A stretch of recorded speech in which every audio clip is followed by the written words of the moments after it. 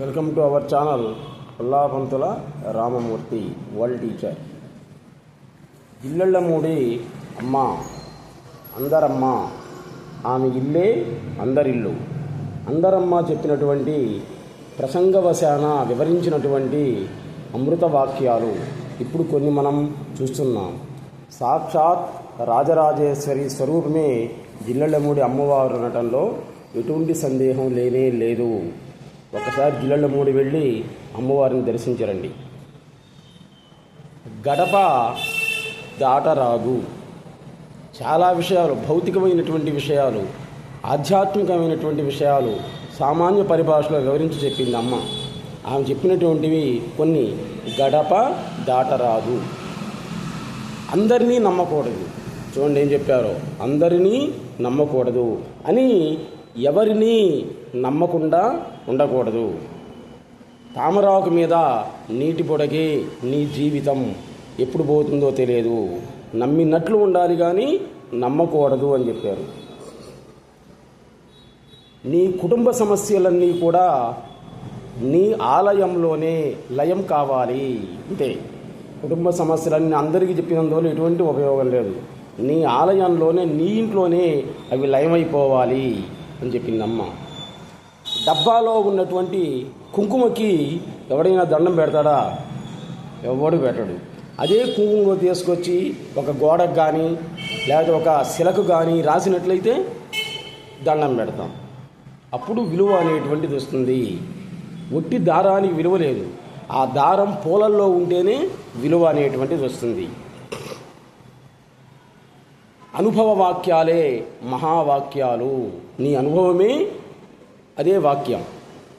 ఆది కవి ఒక్క పరమశివుడే, ఆది కావ్యం ప్రపంచమే.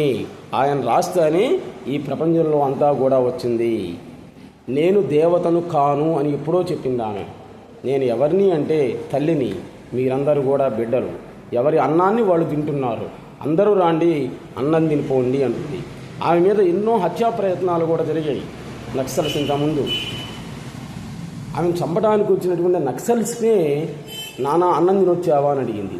అన్నం తిని వచ్చిన తర్వాత నీ పని నువ్వు చేసుకోమండి. ఎంతోమంది ఉన్నారు కాబట్టి నా దృష్టిలో దుష్టుడు కూడా శిష్టుడే, అన్నం తినరమ్మండి. ఆమె ఏ టైంలో అయితే చెప్పిందో వాళ్ళు పోయి అందరింట్లో అంటే అన్నపూర్ణాలయంలో భోజనం చేసి వచ్చి మనస్సంతా కూడా మారిపోయిందన్నమాట. మొత్తం మహాభక్తులైపోయారు. అది వాక్ శుద్ధి, మంత్రబలం అంటే అది. నేను అమ్మను కేవలం మనుషులకే కాదు, పశుపక్ష్యాదులకు కూడా అమ్మనే. కోతి, కుక్క, ఎన్నో పంది పిల్లలు, ఇటువంటి వాటిని కూడా రోగంతో ఉన్నటువంటి వాటిని హాస్పిటల్లో చేసి నయం చేయించినటువంటి జగజ్జనని అందరమ్మ, జిల్లళ్ళమూడి అమ్మ అనడంలో ఎటువంటి సందేహం లేనే లేదు. అన్ని సమయాల్లో దగ్గరగా ఉండేటువంటి వాడు ఒక్క దేవుడే. జీవుడికి దేవుడే దగ్గరలో ఉండేది, అందరూ దూరంగా ఉండేది. రోగికి వైద్యుడు ఏ విధంగా అయితే దేవుడితో సమానమో అలాగే వైద్యుడికి కూడా రోగి దేవుడితో సమానం. రోగి లేకపోతే వైద్యుడు లేడు, వైద్యుడు లేకపోతే రోగి లేడు, శిష్యుడు లేకపోతే గురువు లేడు, గురువు లేకపోతే శిష్యుడు లేడు. మంచితనమే దైవత్వం అంది. అంతే. దైవత్వం అంటే ఎక్కడో లేదు, నీ మంచితనమే దైవత్వం. కాలవ నిండా ప్రవహిస్తున్నా కానీ మనం మంచినీళ్ళు తాగాలంటే మెట్లు అనేటువంటిది అవసరం. అలాగే నీలో ఎంత జ్ఞానం ఉన్నా కానీ నీకు విజ్ఞానం కోసం గురువుని ఆశ్రయించాలి, తప్పదు అని చెప్పింది. మహాతత్వానికి మహత్యాలతో పనే లేదు. చూడండి ఏం చెప్పిన, మహత్వానికి మహత్యాలతో పని లేదు. తరింపజేసేటువంటిదే తల్లి. తల్లి అంటే తొలి, ఆమెమే మొట్టమొదటి దైవం. నమ్మకమే భగవంతుడు. టీచర్ మీదైనా కానీ దేవుడి మీదైనా కానీ నమ్మకం అనేది ఉండాలి ముందు. ఆ నమ్మకమే నిన్ను రక్షిస్తూ ఉంటుంది. నీ నమ్మకమే నీ దైవత్వం అని చెప్పింది. నేను చేస్తున్నాను అనేది మానవత్వం. వాడే చేస్తున్నాడు అనుకుంటే అదే దైవత్వం అవుతుంది. మీ ఉద్యోగాలని ధర్మనిష్టతో చేయండి. చూడండి ఏమందో ఇక్కడ, ధర్మనిష్టతో మీ ఉద్యోగాలు చేయండి. ధర్మో రక్షతి రక్షిత. నీ ధర్మమే నిన్ను రక్షిస్తూ ఉంది. అందరికీ సుగతి. చూడండి ఏం చెప్పిందో, అందరికీ కూడా మంచి జరుగుతుంది. కాకపోతే కొంత ముందు వెనక తేడా. అందరికీ సుగతే, కాస్త ముందు వెనకలే తేడా. ఉన్నది చాలు అనుకుంటే సుఖం, లేని దాని కొరకు ఆరాటపడినటువంటిదే దుఃఖం అనేటువంటిది అవుతుంది. రూపమే పురుషుడు, లోపల ఉన్నటువంటి శక్తి మొత్తం కూడా ప్రకృతి. నీకున్నటువంటి దానిని తృప్తిగా తిను, ఇతరులకు ఆదరంగా పెట్టుకో అని చెప్తుంది. ఎంతమందో కూడా సన్యాసులుగా మారుతామని వచ్చారు పాపం ఆమె దగ్గరికి. ఆమె ఒకటే చెప్పింది, వివాహం చేసుకో అంతే. వివాహం చేసుకొని నువ్వు దైవత్వాన్ని సాధించు, అంతేగాని భార్యాబిడ్డలకు దూరంగా ఉండి దైవత్వాన్ని చేకూర్చకూడదు. రమణ మహర్షి ఏమో కాంతాన కలకాలని వదిలేసినటువంటి వాళ్ళకి దైవత్వాన్ని ఇచ్చాడు ఆయన. జిల్లెలమూడి అమ్మవారు, సద్గురు సుబ్రహ్మణ్యం గారు వీళ్ళందరూ కూడా వాళ్ళ దగ్గరికి వెళితే ఒకటే చెప్తారు, నీవు వివాహం చేసుకో. ఇది వివాహం చేసుకున్న తర్వాత శక్తులు సాధించి అవే వస్తాయి. భరించేటువంటి వాడే భర్త, భరించబడేటువంటిదే భార్య. భార్యలో కూడా భర్త ఎప్పుడైతే దైవత్వాన్ని చూస్తాడో అప్పుడు ఆమె పరిపూర్ణత అనేటువంటిది సిద్ధిస్తుంది. భార్యను కూడా అమ్మ అని భర్త ఎప్పుడైతే పిలుస్తాడో అప్పుడు పరిపూర్ణత అనేటువంటి సిద్ధిస్తుంది అని చెప్తుందన్నమాట ఈమె. ఆమె భర్త కూడా అంతే, నాగేశ్వరరావు గారు. ఆమెలో దైవశక్తిని చూసి ఆశ్చర్యపోయాడు. పార్వతీదేవిలో ఏ విధంగా అయితే మహాకాళి స్వరూపం ఇచ్చినప్పుడు ఆమెలో ఆ దివ్య శక్తిని, భయంకరమైన కాళీ స్వరూపాన్ని చూసి మహాశివుడు భయపడ్డాడో అదేవిధంగా ఈమెలో ఉన్నటువంటి దైవత్వాన్ని చూసి ఆశ్చర్యపోయాడు తన భర్తకే చెప్పింది వివాహం. అప్పుడు ఇన్ని గంటల 2 నిమిషాలు మనకు కుమారుడు జన్మిస్తాడు, ఆ తర్వాత ఇన్ని గంటల 2 నిమిషాలు ఇంకొక కుమారుడు జన్మిస్తాడు, ఆ తర్వాత ఇన్ని సంవత్సరాలకు ఒక కూతురు జన్మిస్తుంది. ఆమె పూర్వజన్మలో షిరిడి సాయిబాబా సంతతి. ఆమెకి నేనే దైవత్వాన్ని ఇచ్చి జీవ సమాధి చేస్తాను. ఇన్ని గంటల 5 నిమిషాలకి నీవు మరణాన్ని చెందుతావని కూడా చెప్పింది భర్తతో. ఆ తర్వాత నీవు వచ్చిన తర్వాత వచ్చిందేటి, మెళ్ళో ఉండేటువంటి తాలిబొట్టు, కాళ్ళకు మెట్టెలు భర్త వచ్చిన తర్వాత వచ్చేది. స్త్రీకి చిన్నప్పటి నుంచి కూడా గాజులు, బొట్టు ఇవన్నీ కూడా వస్తాయి కాబట్టి అవి అంతే ఉంచుతాను అని చెప్పింది.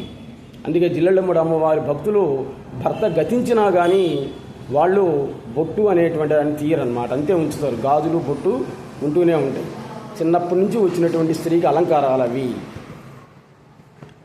ఇంకా చెబుతుంది, నీ ఉద్యోగాలు నువ్వు ఏదైనా చిన్న ఉద్యోగమైనా పెద్ద ఉద్యోగమైనా ఏదైనా కానీ ధర్మనిష్టతో ఆచరించు అందన్నమాట.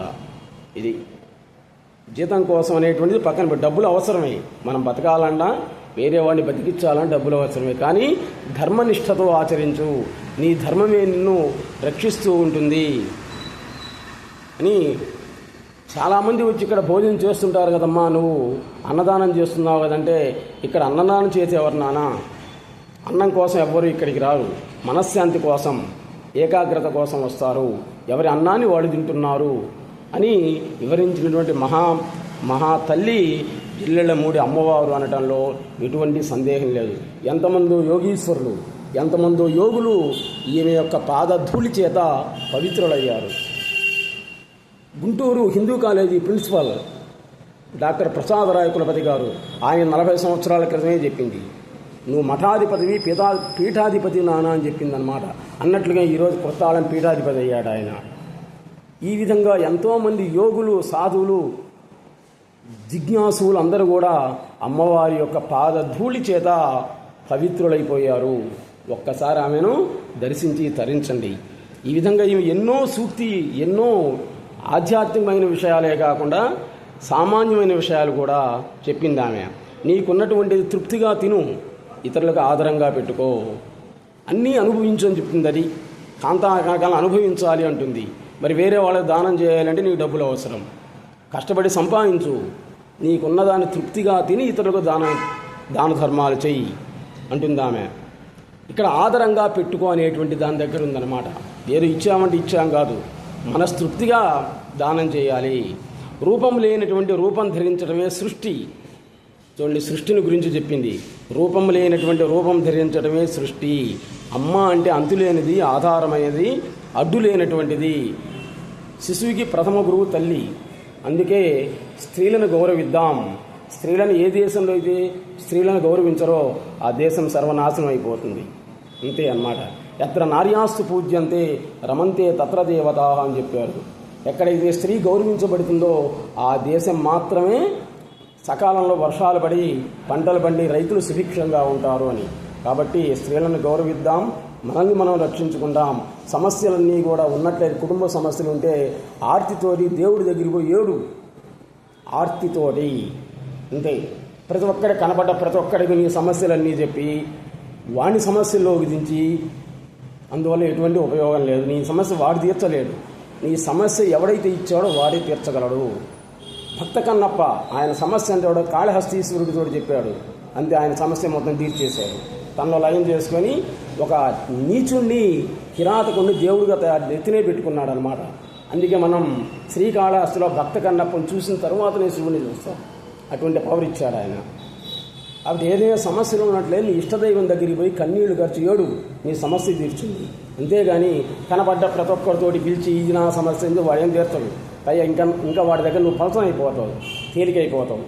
అటు ఈ విధంగా ఉండేటువంటి జీవన సత్యాలు ఎన్నో అమ్మ చెప్పింది. ముఖ్యంగా నీ సమస్యలు ఎప్పుడూ కూడా గడప దాటకూడదు, నీ ఆలయంలోనే అవి లయమైపోవాలి అని చెప్పింది. కాబట్టి ఈ విధంగా ఎన్నో జిజ్ఞాసులకి ఎన్నో సూక్తులు అందించినటువంటి ఇల్లెళ్ళమూడి అమ్మ ప్రాతస్మరణీయురాలు అనడంలో ఎటువంటి సందేహం అనేటువంటిది లేనే లేదు.